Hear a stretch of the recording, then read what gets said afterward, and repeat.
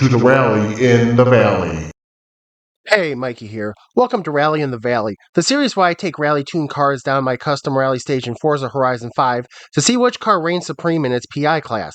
Today, the first half of C class will run to decide the best of our lowest class in the competition, going over a bumpy and technical 4.2-mile course to determine what car is the top of C class rally. The rules are simple. There will be 2 chances to put down a clean time. If you miss a checkpoint and can't make it back before the reset, the run is restarted. If it happens again, that's a DQ. Our first car tonight is the 1973 Alpine A110 1600S.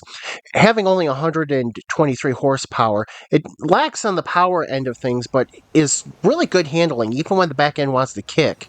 It still is easy to gather up and get back control, but the lack of power could be a cause of difficulty coming out of corners or any braking zones.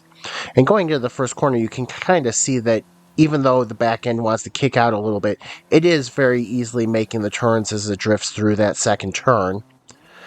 Going into the third and fourth turns, it's just smoothly taking its line. One of the difficulties I had with this car is sometimes finding the proper gear to put it in. As you can hear, there's a lot of times, and you can see, there's a lot of times where I'm either going over the red line or just having a hard time figuring out what gear to actually keep the car in. As you can see, it's going through pretty cleanly as you enter the valley. Go past the stacked trucks and start heading toward the rock formation. This car really, even though it is really an off-road build, is very solid on-road, as I've actually used it to win street races in wet weather, even with off-road racing tires. As you can see, it again, it kicks out a little bit, and the back end wants to come around just a little bit. But when you're in C-Class also, you expect that there's going to be a little bit of sacrifice somewhere between handling and speed going into this 90-degree left-hand turn that in some ways can effectively almost be taken like a hairpin as we go into the bump under the googly eyes.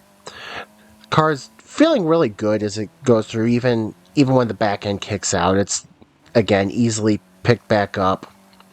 Does get a little oversteery to slide out as we exit the valley and head towards the dragon, but it collects itself back up very nicely as we start heading back towards the next gravel section. Again, the lightweight and less power in the C-Class car is making it a lot easier to control on the bumps, despite the fact it is 1,500 pounds. But it doesn't have that monstrous amount of power going to the wheels that makes it uncontrollable. It's very comfortable here. As you can see, a little bit of an oversteer moment as I turn a little early, and that just got exacerbated, but I get it back on track. Heading up towards the end of this gravel section. Car is feeling really good. At this point, I'm for the most part feeling good about the time this Alpine is putting down. As you can see, it just stepped out a little bit there. Got it back under control, though. And then I'm going to have a little issue here of my own doing as I missed the braking point early. But still get a clean turn, if not all that impressive speed-wise. But as I head through the grandstands, heading up towards the last stretch, I am going to end up having a little bit of a problem as I get offline, as coming up on these shipping containers, I just clipped the one, slowing me down just a little bit, but for the most part, it was a clean run, comfortable run. The car did really mostly what I expected it to. I didn't have any issues that I had to account for or anything as I finished and hit the line with a time of 3 minutes 33.399 seconds, which is, I believe, is a solid time, but we'll see how that plays out. Next up, we have the first front-wheel drive entry into the field, as we have the 1991 Peugeot 205 Rally. With approximately the same power, horsepower, and torque as the Alpine, this will be an interesting matchup. And right off the line, the Peugeot felt like it had a little bit more get up and go to it, as opposed to the Alpine as it goes into turn one. Very nice line. A little tiny bit of understeer. Little bit of understeer going into turn 2. But even with the slight understeer, which is normal from front-wheel drive cars, it always felt really under control as clean up for the exit out of that first set of turns from the start and heading into the valley. I'm feeling really good about this car. It's been stable. It's performing well on the asphalt sections. Turning into the valley sharply in, didn't lose much speed. Was able to keep up pace pretty well as I go by the trucks. And I felt like the Peugeot really excelled, especially in the dirt and gravel sections. As we go through by the rock formation, as we start heading our way out of the valley. It's not being bothered by any of the bumps. It's not being thrown around or anything. Just a little bit of a misturn there. Late steer input. As I just clipped the inside of that checkpoint. I mean, that was as close as can be. As we go through the trees and under the googly eyes, the 205 is just really holding itself together very well.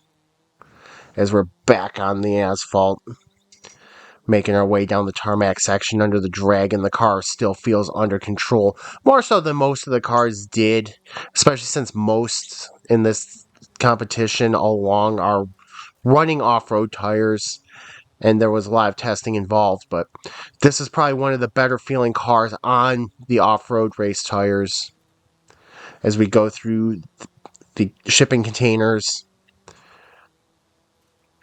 down this gravel section.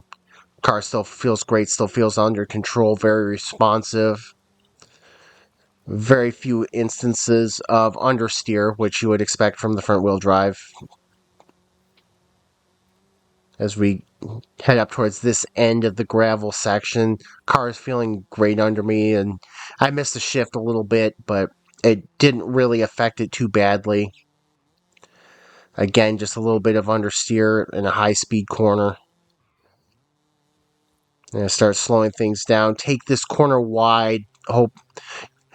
Anticipating that there would be a slight amount of understeer, I decided to take the corner wide to try to minimize the effect of that. But as we go through the last section, again, it's just not really feeling unsettled by bumps or anything in the road.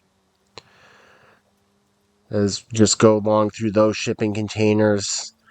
Little bit of understeer going into the final hairpin.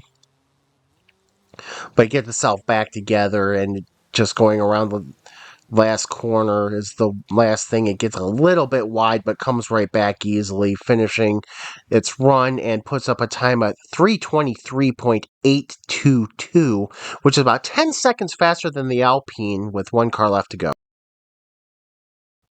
Up next, we have the 1990 Subaru Legacy RS, the only all-wheel drive of this group of three. It comes in with the highest horsepower and torque, but also at just under 3,000 pounds is by far the heaviest in the field. But right off the line, you can kind of feel the weight of the car, as was probably it felt like it was the slowest of the three to launch. It did handle well going through the corners, which one of the important things is I always think about is how well does it handle the tarmac section. Most of these vehicles, especially on the off-road race tires like this is on, will handle the dirt and gravel sections pretty well for the most part. So the time is going to be gained and lost on the tarmac sections. And the Subaru felt like it was handling them very well. So as we get into the valley, the Subaru just, again, continued to feel smooth, unaffected by anything that it was running over. All the bumps or anything just didn't bother it at all. As we go right by the rock formation. Again, just feeling really smooth. Got a little bit rear end happy going into that turn, but very easy to settle down, very easy to not overdrive, and it didn't really want to send its back end all the way around. Because this is probably the easiest car to take that corner in, as that's a very difficult corner that even though it's about 90 degrees, it almost feels like it's in effect a hairpin. Gets off the first dirt section, comes out, gets a little bit of understeer going onto the second tarmac section of the course.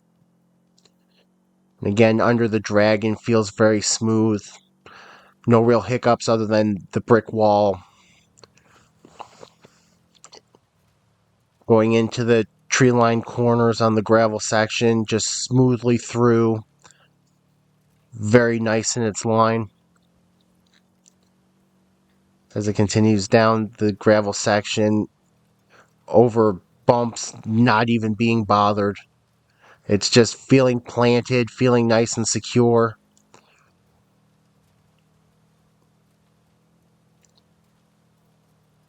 Just again, no issues whatsoever with it. Just hitting the marks. It was very easy. Perhaps the easiest to hit all the marks with. And really it starts coming down to that one section, that one turn leaving the valley. And again, just swing it wide so that way I can try to take a little more speed into the turn, take advantage of the extra turning radius that is needed where the Alpine was rear-wheel drive, so therefore had a little bit more oversteer in it. But again, down this dirt section, no problems, handling the bumps well. Just a little bit of a jump, but not too much. A little bit of understeer going through the hairpin. Again, that might be a difference of maybe just parts of a second, and it crosses the finish line on its run with a 3:27.893, making it second among the 3 cars that ran in this group. So after the first group in C class, we have a little bit of a surprise at the top of the leaderboard, where the Peugeot 205 takes the lead, with the Subaru Legacy in second and the Alpine A110 in third. But join us again next time as B class starts, and in the future we will have the second half of the C class group with the 2017 Chevy Silverado, the 2011 Ford Transit Supervan, and the 1968 Plymouth Barracuda Formula S, all looking to take their shots. So, that will be it for today's video. And until next time, have a good one, and I will see you later.